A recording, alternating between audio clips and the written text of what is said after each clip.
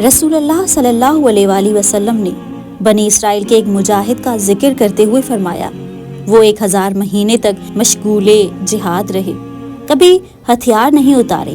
صحابہ کرام کو یہ سن کر رشک ہوا اور اس پر سورہ قدر نازل ہوئی، جس میں اللہ رب العزت نے فرمایا کہ اس کی ایک رات کی عبادت 1000 ماہ سے بھی زیادہ فضیلت رکھتی ہے۔ ابن جریر نے بروایت مجاہدین ایک اور واقعہ نقل کیا ہے کہ بنی اسرائیل میں ایک عبادت گزار تھا جس کا یہ حال تھا کہ ساری رات عبادت کرتا اور صبح ہوتے ہی جہاد کے لیے نکل کھڑا ہوتا، سارا دن جہاد میں مشغول رہتا۔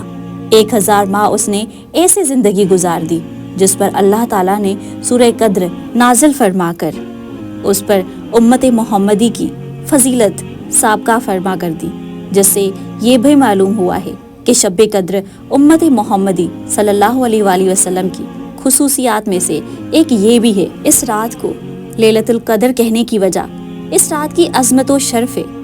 ابو بکر وراق نے فرمایا کہ اس رات کو لیلۃ القدر کہنے کی وجہ یہ ہے کہ جس آدمی کی اس سے قبل اپنی بے عملی کے سبب کوئی قدر و قیمت نہ تھی، اس رات میں توبہ استغفار اور عبادت کی وجہ سے وہ صاحب قدر بن جاتا ہے۔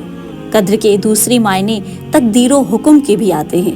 اس معنی کے اعتبار سے لیلۃ القدر کہنے کی وجہ یہ ہوگی کہ اس رات میں تمام مخلوقات کے لیے جو کچھ تقدیر ازل میں لکھا ہے، اس کا جو حصہ اس رمضان کے اگلے مہینے تک پیش آنے والا ہے، وہ ان فرشتوں کے حوالے کر دیا جاتا ہے جو کائنات کی تدبیر و تنفیذ امور پر مامور ہے۔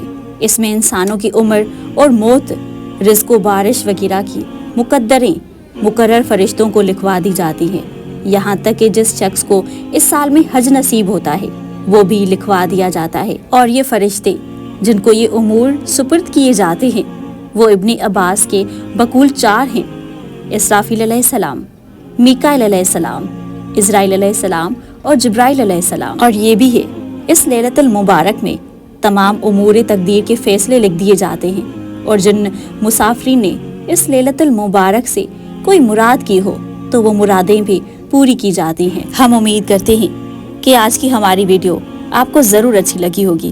اگر ایسا ہے تو ہماری ویڈیو کو لائک کیجئے، کامنٹ ضرور کیا کریں، یہ ویڈیو اپنے کانٹیکٹ لسٹ میں سے کسی ایک انسان کو ضرور شیئر کیجئے گا۔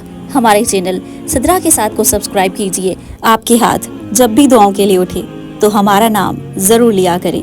اپنے بچوں کا خیال رکھیے۔ جزاک اللہ خیر۔